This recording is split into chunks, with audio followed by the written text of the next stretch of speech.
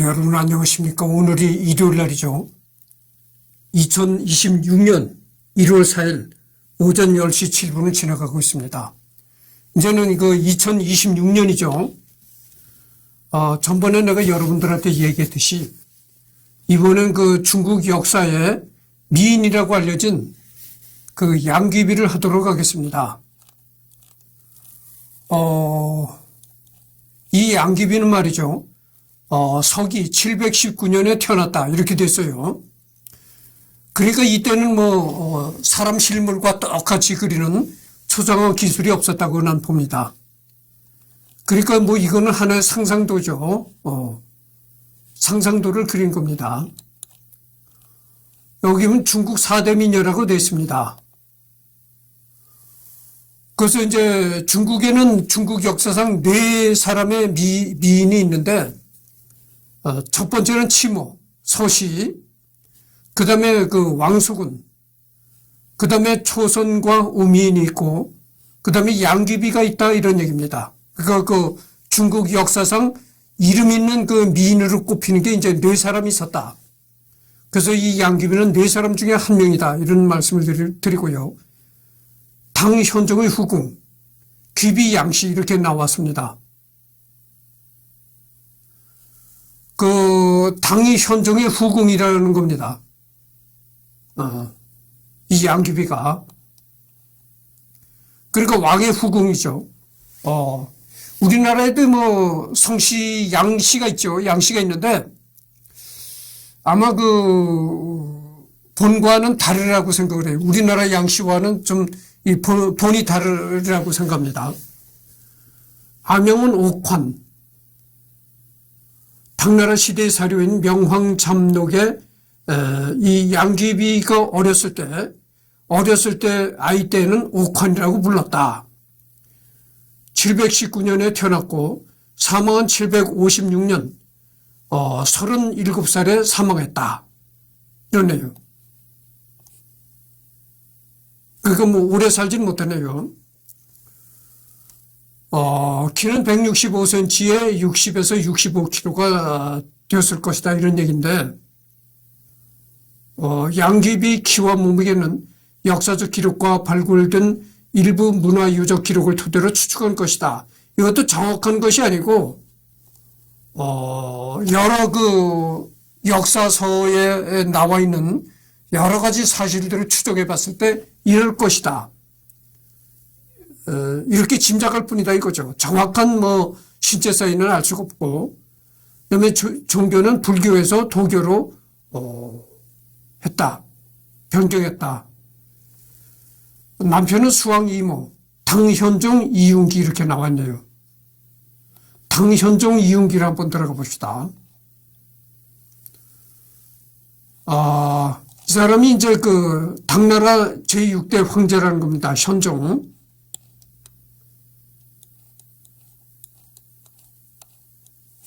중국 당나라의 제6대 황제이자 역대 당나라 황제 중 최장기간 재위한 황제로 43년 동안 통치했다. 성명은 이윤기이다. 예종 이단이 3남으로 아명은 이삼랑이었다. 시호는 지도대성대 명효 황제로 줄여서 명황제였으며 당명황이라고도 불린다. 묘호는 현종으로 거물현을 쓰는 것이 특징이다. 이런 현종의 큰 아버지인 중종의 이름이 이현이기에 현종이라는 묘효를 쓸 수가 없었기 때문이었다. 그 당나라 제6대 황제였죠. 현종이.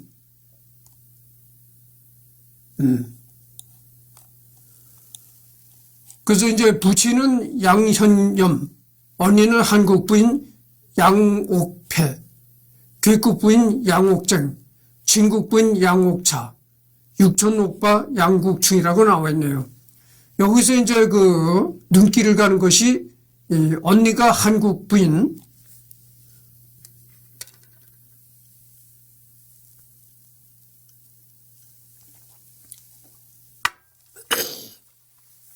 이렇게 나와 있네요. 넘어갑시다. 8세기 초중엽 사람으로 당나라 현종의 며느리였다가 후궁이 되었다. 양귀비는 이름이 아니라 양시성에 귀비라는 직함이 붙은 호칭이다.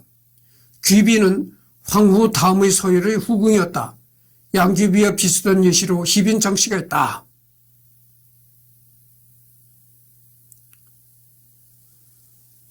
그러니까 정식 황후가 아니었고 후궁이었다는 것이죠. 본명은 전하지 않으나 도사가 되었던 시절 태진이라는 도호를 사용했기 때문에 사서에서는 본명 대신 양태진으로 칭했고 이에 중국의 사대부들도 흔히 양태진이라고 불렀다. 아명은 일부 사료에 따르면 옥환 또는 옥로였다고 하며 중국의 대중들은 양귀비를 흔히 양옥환이라고도 불렀다. 생애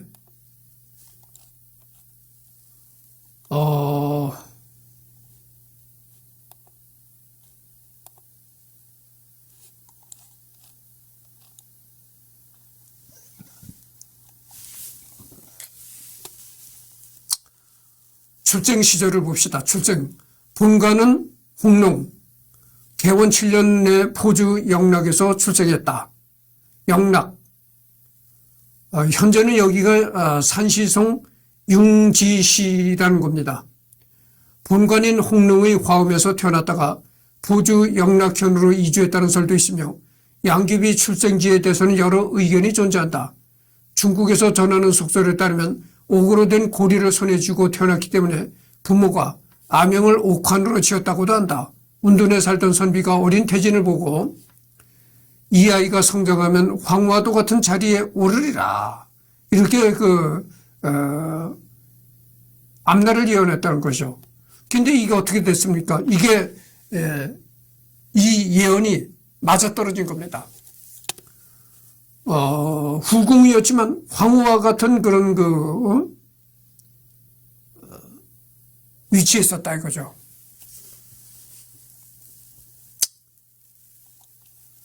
어린 시절 10살 즈음에 척주 사호 참군에 재직 중이던 부친 양현념이 죽어 낙양에 살던 숙부 양립의 집에 입양되어 살았다. 이때 행적도 의견이 분분하여 낙양에서 양립의 임지인 촉으로 갔다는 설, 그대로 낙양에 머물렀다는 설, 양립이 아닌 다른 숙부였던 하남 부사조 양현오에 입양되었으며 양현오에게 많은 경전과 시를 배워 교약을 쌓았다는 설도 있다. 첫 번째 결혼, 수왕비가 되다. 개원 23년, 이때가 이제 서기가 735년이다 그죠. 17살인 나이에 당 중종의 딸인 장룡공주와 결혼한 친척 양신교의 아들인 양회가 함의 공주와 결혼할 때 들러리로 초청받아 결혼식에 참석했다. 이때 현종의 제18 황자이자 무해비 소생인 수왕 이모의 눈에 들어 비가 되었다.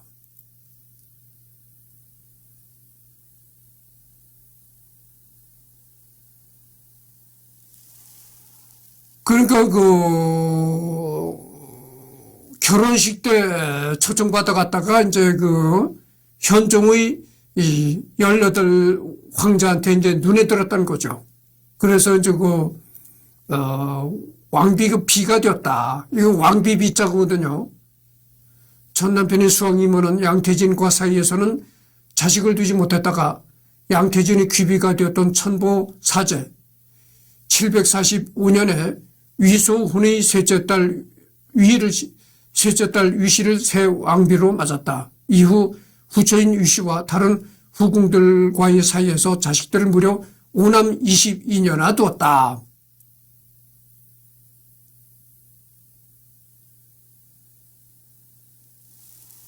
여러분 5남 22년이면 어떻게 됩니까?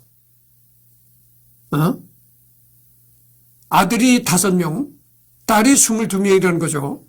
그러니까 총 합하면 27남매를 두었다는 얘기인데,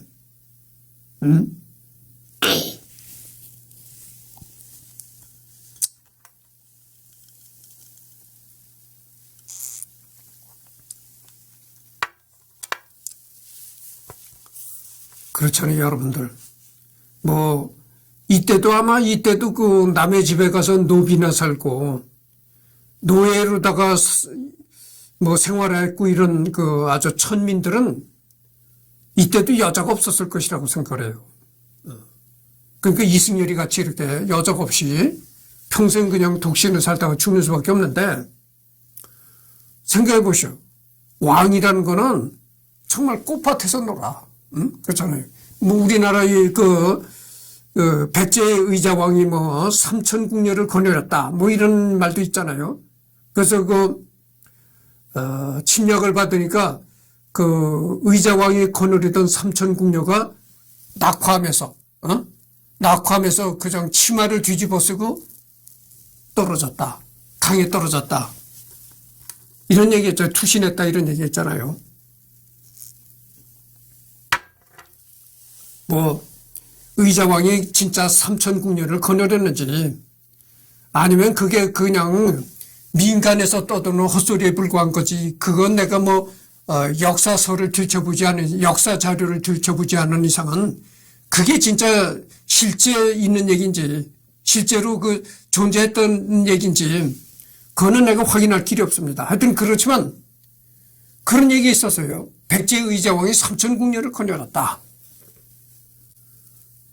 그러니까 숫자의 차이만 있을 뿐이지, 여러분 조선시대도 왕이라고 얼마나 많은 궁녀들을 거느렸습니까? 그렇잖아요. 굳이 옛날 얘기를 할 필요가 없죠. 북한의 요즘에 현대에 살았던 북한의 김일성이도 기쁨조를 거느렸는데 어쩌지 이런 얘기 했었잖아요.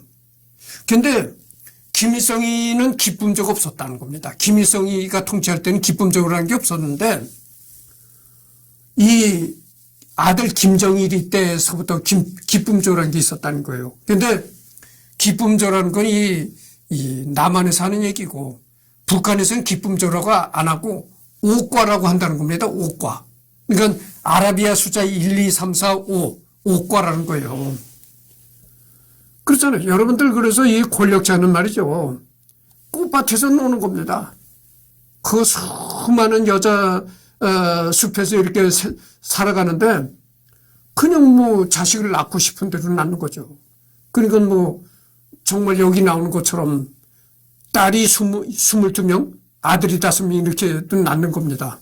그렇잖아요. 아니, 자식을 낳고 싶은 대로 낳으면 누가 뭐라고 하겠어요?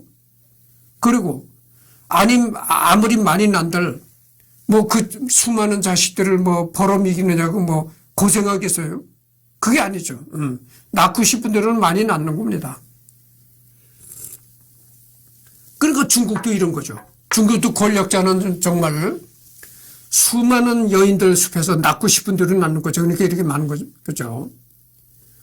한면 출신인 양귀비가 어떻게 제왕의 아내가 되었나 싶지만, 양귀비 집안은 상주국에 속하는 명문가이며 고조부인 양왕은 수양제 시기의 상서를 여기면 고관이었다. 그리고 친척인 양신교, 양신명, 양회 등은 공주와 황실의 여성들과 결혼을 정됐으며, 여기서 양회는 장모인 무혜비가 왕태자 이영과 아광이요,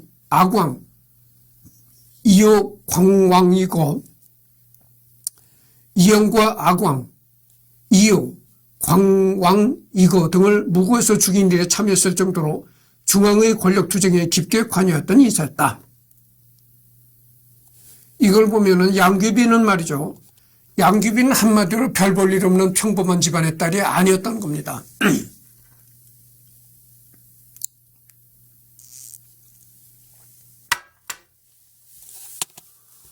여기 나오잖아요. 양귀비 집안은 중앙의 정치 권력 투쟁이 벌어질 때 그 권력 투쟁에 깊게 관여할 수도 있는 그런 집안이었다 이런 얘기죠.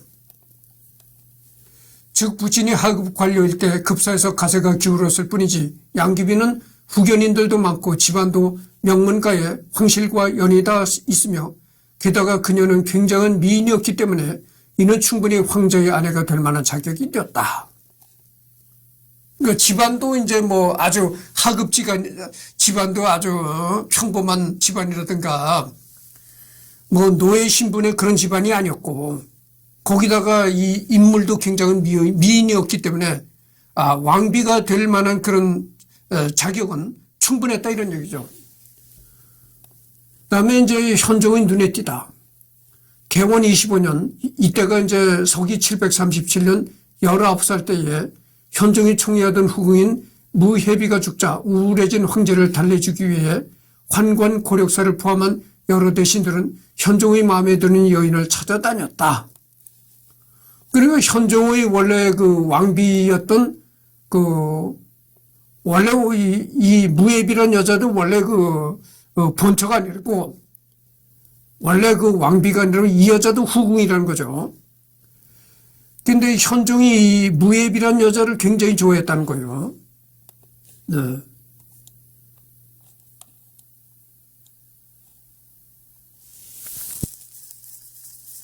잠깐만요.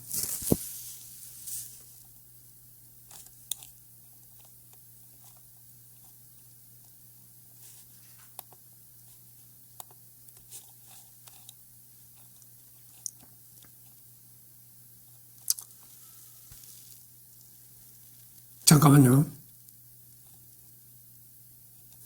현종이 눈에 띄다. 그래서 무해비란 여자도 이제 후궁 중에 한 명이었었는데, 이 현종이 무해비란 여자를 굉장히 사랑했었다는 거죠. 요즘 말로 하면. 그랬는데 이 현종이 지극히 사랑하던 이 무해비가 죽자 굉장히 정신적인 우울감에 빠졌었다 이런 얘기죠. 그러니까 여러 신하들이 이 왕이 굉장히 사랑했던 후궁이 죽자 굉장히 정신적으로 우울감에 빠져 있다. 그런 우울감에 빠져 있는 왕을 좀 더 이렇게 기쁘게 해줄 수 없을까. 이래서 이제 현종의 눈에 들 수 있는 미인을 찾아다녔다는 거죠. 개원 28년, 서기 740년, 22살의 며느리가 아름답다는 이야기를 듣고 황제가 온천궁에 행행했을 때 고력사를 포함한 대신들은 수왕비 양씨를 황제에게 소개했다. 그래서 이제 양귀비가 굉장히 아름답다는 얘기를 듣고 황제가 온천궁에 이제 다니러 갔을 때, 행차했을 때, 그때 이제 많은 대신들이 이 양귀비를 현종에게 소개했다 이런 얘기죠. 현종은 한눈에 수왕비에게 반했지만 아무리 황제여도 시아버지인 현종이 자기 며느리를 갑자기 데려와 후궁으로 삼을 방법은 없었다.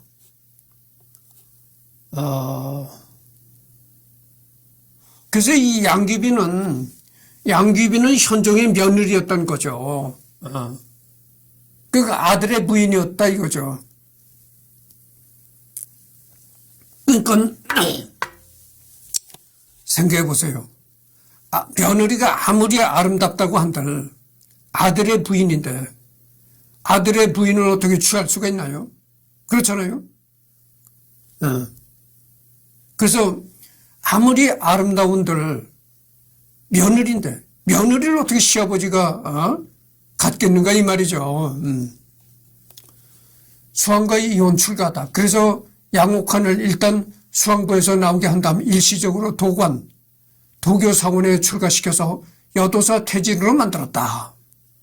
이는 아들 수왕과의 합법적인 이혼을 하기 위함도 있었지만 도사로 만들어 수왕의 아내이자 현종의 며느리였던 과거를 지워버리는 목적도 있었다. 당시 도교의 여도사들은 비군이나 수녀들과 달리 연애가 원천적으로 금지된 것이 아니었기 때문에 원하지 않는 결혼을 피하는 수단으로 여도사가 되는 여성들도 많았었다 이런 얘기죠.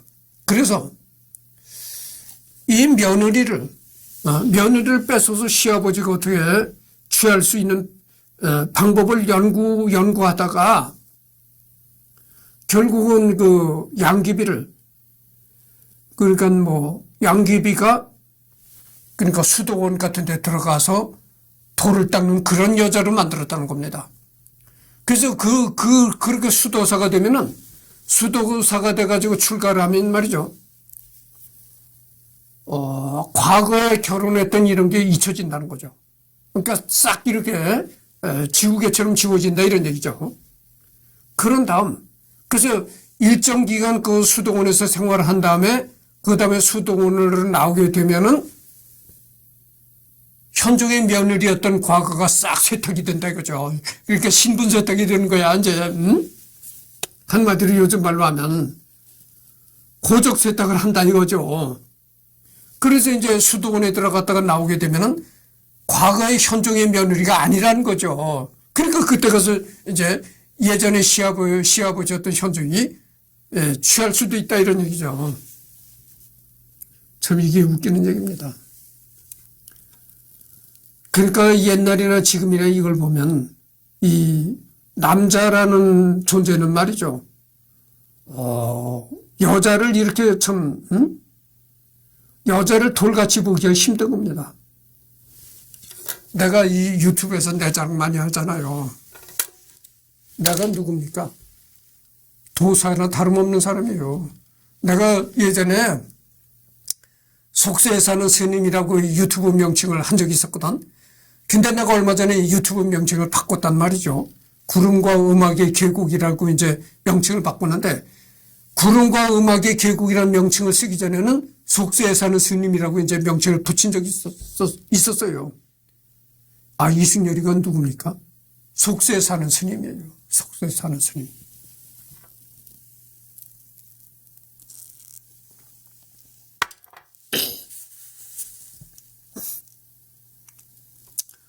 이렇게 요즘 사람들 쳐놓고 이렇게 속세에 사는 스님처럼 살아가는 사람이 있을까요? 드뭅니다.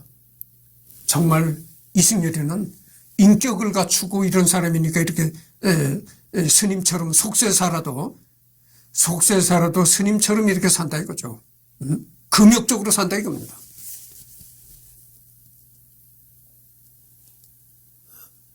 근데 사실 권력과 돈을 가졌는데 무서울 게 뭐가 있겠어요. 이렇게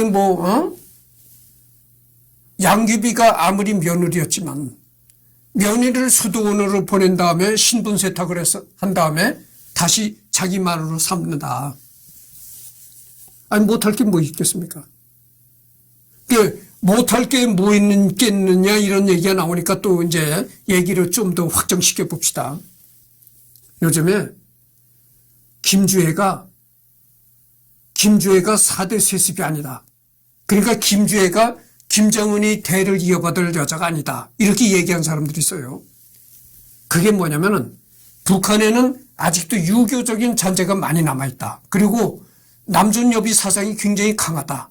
그래서 여자가 국가 지도자가 나온다는 건 있을 수가 없다. 그러니까 저게 일종의 김정은이한테 아들이 있는데 아들을 숨기고자 이 김주애를 이렇게 그러니까 들러리를 내세운 것에 불과하다. 이런 얘기를 하는 사람들이 있어요. 그게 또 그런 문제도 있고, 김주애가 이렇게 세습을 받아서 집권을 하게 되면 백두혈통이란 혈통이 깨진다는 거죠. 그렇잖아요. 김주애가 예를 들어서 결혼해서 다른 남편을 얻잖아요. 그럼 남편을 얻으면 그 남편의 성씨가 어떻게 되겠어요? 예를 들어서 박 씨하고도 결혼할 수가 있고, 최 씨하고도 결혼할 수가 있고, 강 씨하고도 결혼할 수가 있고, 장 씨하고도 결혼할 수가 있고 그렇다는 얘기죠. 그러면 다른 성씨와 결혼하게 되면 백두의 혈통의 전통이 깨진다. 근데 그게 어떻게 가능하겠는가? 이렇게 얘기하는 사람들이 있어요. 그런 사람들 얘기를 내가 듣고 피시고 웃었습니다. 그렇게 얘기한 사람들이요. 하나만 알고 둘은 모르는 얘기예요. 북한에도 물론 법이 있긴 있어요. 북한에도 법이 있긴 있는데 북한에 있는 법이라는 건요. 김정은이는 그 법에 저촉을 안 받아요. 김정은이라는 존재는 초법적인 존재입니다. 법 위에 군립하는 존재예요. 이 대한민국은 대통령도 법에 저촉을 받잖아요. 그래서 여러분들 그 윤석열 대통령 보십시오. 아니, 현직 대통령이 탄핵을 받아서 구속이 된 거요. 대한민국은 그렇단 말이죠. 누구든 다 법 앞에서는 법의 저촉을 받게 돼 있는 겁니다. 그렇지만 북한은 그게 아니에요. 북한의 법이라는 건 김정은이라는 존재는 반드시 법 위에 존재하는 초법적인 존재다 이거죠. 아니, 그렇게 초법적인 존재인데 김정은이 말 한마디가 그냥 법인데, 아니, 그까지 호적. 예를 들어서 김주애가 최 씨와 결혼했다고 봅시다. 그러면 어떻게 돼? 김주애 남편을 호적으로 김 씨로 고쳐버리는 거야. 어? 아니, 김정은이 그 법 위에 군림하는 존재라고 했잖아. 그까지 호적에 그까지 이게 뭐 기록을 고친 건 아무것도 아니야. 어? 그렇잖아요. 아, 김정은이 말이면 그 법인데, 말이면 그냥 제깍제깍 법인데, 아니, 그런 법을, 그런 그 권력을 가진 자가 이 호적의 글자 하나를 못 고친다? 그거는 하나만 알고 둘은 모르는 소리야. 그래서 김주애가 4대 세습을 이어받을 여자입니다. 지금 나오는 거 보십시오. 김주애가, 내가 어느 유튜브를 보니까 북한의 탈북민이 나와서 케네디 스피치인가 거기서 북한의 탈북민이 나와서 그 얘기를 하는데, 김주애는 4대 세습 주인공이 아니라고 이런 식으로 얘기를 하더라고. 김주애가 이어받을 사람이 아니라고 이 얘기를 하더라고. 김정은이한테 아들이 있는데 그 아들을 숨기기 위해서 지금 김주애를 내세우고 있는 거다, 이런 식으로 얘기를 하더라고. 그러니까 김정은이한테 아들이 있는데 그 아들을 숨기기 위한 꼼수라는 거죠. 나 참 하도 웃겨가지고. 아무리 꼼수라고 해도 그렇지, 응? 아니, 꼼수를 부리려고 내세운 여자가 최고 군 장성들한테 격려를 받아? 최고 군 장성들이 쫙 일렬로 도열했으면 그 장성들 앞에 악수를 청해? 그리고 외국 대사들한테도 가면 외국 대사가 딱 고개를 숙이고 인사를 하면 악수를 청하는 거 아니야. 군 최고 장성들한테 격려를 받고 악수를 청하고 외국 대사들한테 인사를 받고 악수를 청한다는 행위는 국가 최고 지도자만이 할 수 있는 행동이에요. 그렇잖아요, 여러분들. 아니, 누가 그런 행동을 합니까? 그런 행동을 한다는 것은 장성들한테 격려를 받고 악수를 청한다는 행동을 할 수 있는 것은 국가 지도자뿐이 없어요. 김주애가 국가 지도자라는 게 확연히 나타나잖아요. 그러면 꼼수를 부리기 위해서 김정은이 아들이 있는데도 아들을 감추기 위한 꼼수로서 국가 지도자의 행위를 하고 나선다? 이거는 정말 반역인 겁니다. 그렇잖아요, 여러분들. 아니, 함부로 국가 지도자의 행세를 할 수 있나요? 아무리 꼼수라고 한들 함부로 국가 지도자가 아닌 사람이 장성들을 이렇게 일렬로 도열한 데서 격려를 받고 악수를 청하나요? 정말 그건 고사포 총살감입니다. 그렇잖아요, 여러분들. 아니, 벌써 그게 나오는데 벌써 딱 눈에 보이고 이게 4대 세습자라는 게 벌써 나오는데 왜 그걸 자꾸 다른 그 말 같지도 않은 이유를 내세워가지고 김주애가 뭐 4대 세습이 아니다, 유교 이념이 강하다, 뭐 남존여비가 강하다, 그게 다 헛소리다 한 거죠. 김주애가 집권을 해도요, 김주애가 권력을 이어받고 집권을 해도 절대 백두혈통에 그건 끊어지지 않았습니다. 내가 얘기를 했잖아요. 그까지 호적이야 뜯어고치면 되는 것이지. 김정은이 말 한마디면 천하가 그냥 벌벌 떠는데, 그까지 호적 이름 숫자를 그걸 못 고쳐? 하나만 알고 둘은 모르는 이 얘기들을 그렇게 하더라고. 그래서 여러분들, 이 시간 이후로 뭐 김정은 아들이 있다 어쨌다 이런 헛소리 하지 마시기 바랍니다. 아니 벌써 국가 최고 지도자의 행동을 하고 다니는데 무슨 쓸데없는 개소리가 나오길. 내가 쓸데없는 개소리라고 참 해서 미안한데 그런 헛소리를 하지 마시기 바랍니다.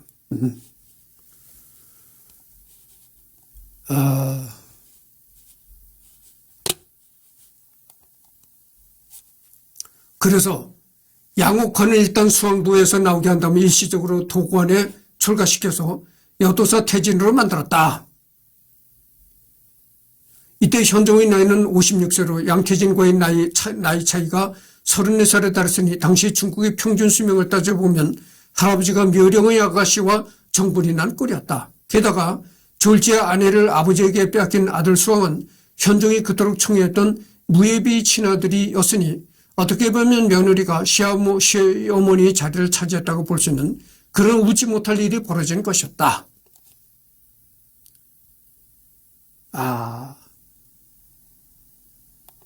그러니까 여러분들 말이죠. 인주세 이런 게 말이죠.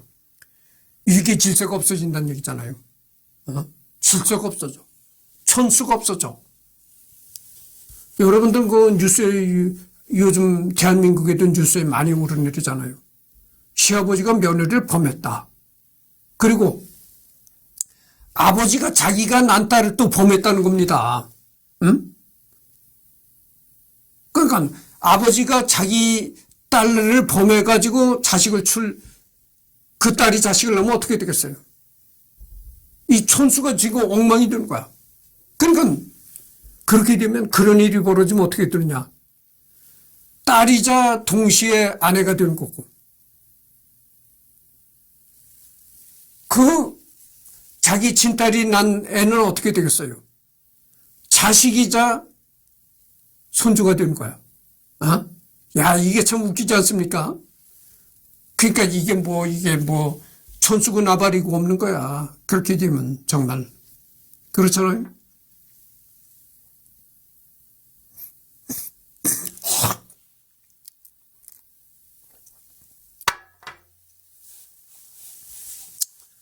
정말 막갑하죠. 이제 막가자 이런 얘기인데. 두 번째 결혼 귀비가 되다. 천보사제. 이때가 이제 서기 745년 양귀비가 27살이 된 해 현종은 정식으로 양태진을 귀비로 책봉했다. 현종이 정식으로 양귀비를 이제 귀비, 왕비로 책봉했다 이런 겁니다. 비록 황후는 아니었지만 이미 노황제의 마음을 사로잡았고 폐후 왕씨가 폐위되면서 현종의 황후 자리는 공석이었기 때문에 사실상 양귀비는 황후와 다름없는 대우를 받았다. 원래 귀비는 측전 무후 이후 사라졌던 자기였다. 현종대에는 황후 아래로 3명의 비가 있었는데 모두 여비, 혜비, 화비로 숙비, 덕비, 현비처럼 정해진 직위를 받은 게 아니라 봉호를 수여받은 상황이었다. 그런데 현종은 양귀비만을 위해 비빈들이 위해서는 귀비 자규를 되살린 것이다. 당현종이 양태진을 얼마나 청해했는지를 알 수 있는 일화다.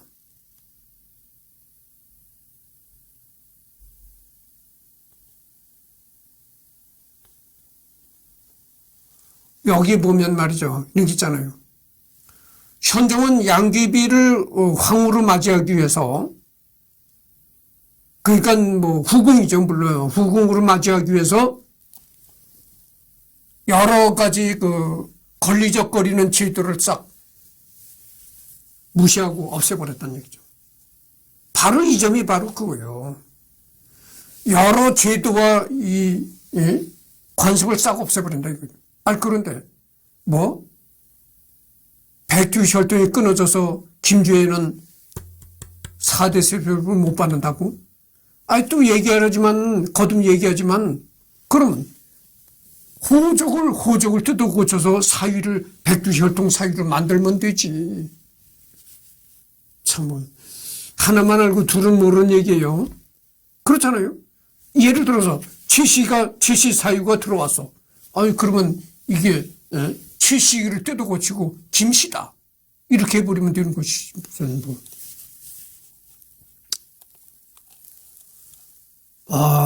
그래서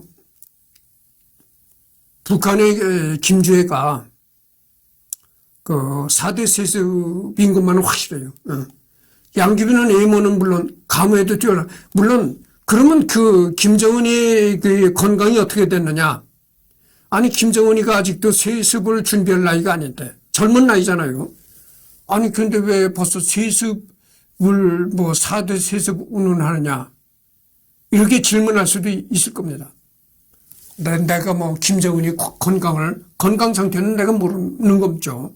김정은이 건강 상태는요, 최고 극비상이기 때문에, 그거는 정말, 아주 정보계통의 기관에 근무하지 않는 이상은 알 수가 없는 거고, 하지만, 이렇게 뉴스에 나타나는 것만으로 볼 때는 김주애가 4대 세습을 이어받을 것인 것만은 확실하다 이런 얘기죠. 그런 걸로 봐서 김정은의 건강이 그렇게 좋지 않을 것이라는 짐작은 할 수 있다 이런 얘기죠. 자세한 건 모릅니다. 김정은이 건강이 어떻게 되는지 그 자세한 건 모르고.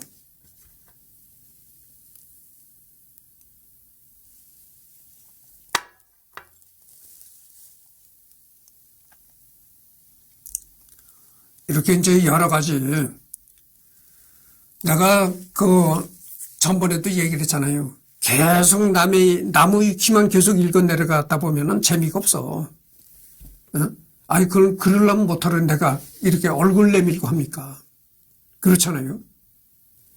그래서 이제 이 양귀비를 읽을 땐 읽더라도 또 나만의 얘기를 덧붙이고 이런 것이 이제 거기에 진짜 진가가 있는 것이지. 그렇잖아요. 김정은이가 굉장히 고도 비만이잖아요. 김정은이가 이렇게 걸어갈 때 이 바지가랭이를 보십시오. 바지가랭이가 이게 굉장히 넓은 겁니다.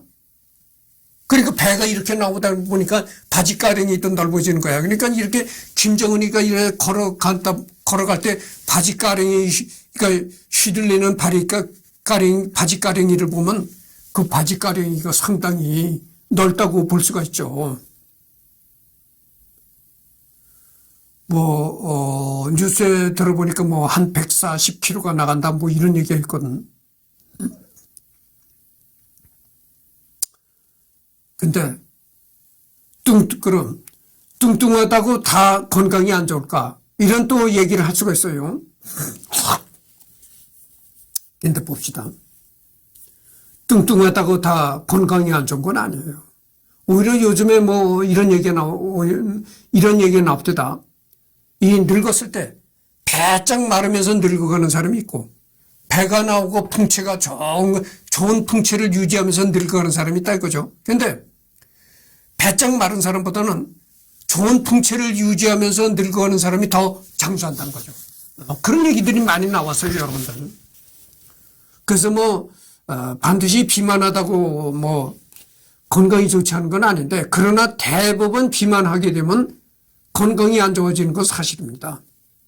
그러고,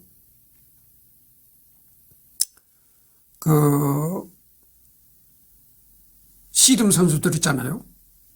씨름 선수들은 보통 100kg가 다 넘습니다. 그러면 비만하다고 다 죽으면 씨름 선수들은 다 죽었게? 이렇게 또 의문을 제기할 사람이 있어요. 그러니까 그 말에 누가 뭐라고 하냐면은 비만하다고 다 죽는 것이 아니다. 비만하다고 다 일찍 죽는 것이 아니다. 사람이 키가 크고 최소한 180 이상이 넘고 이 뼈대가 굵고 손목을 봐더라도 이 손목을 이루는 뼈가 손목이 굉장히 굵고 이 골격 자체가 굵게 생겼다 이거죠.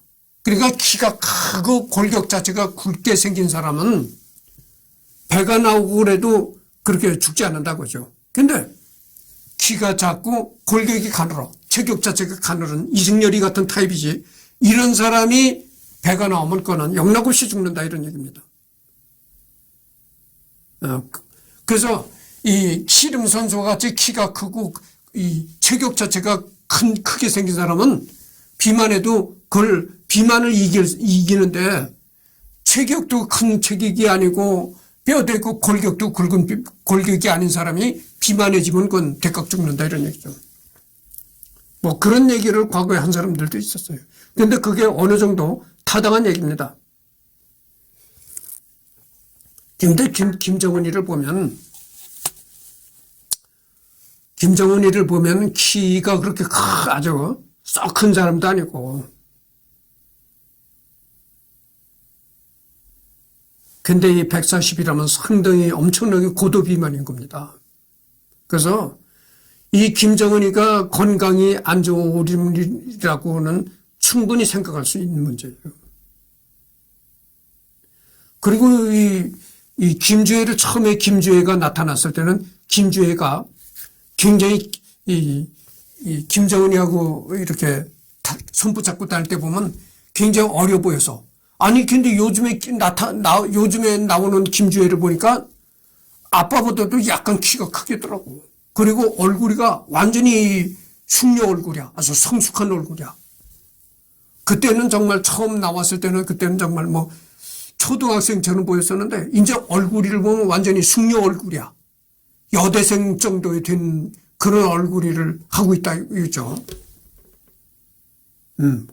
그래요. 그래서 김주혜가 4대 세습 주인공인 것만은 확실하다.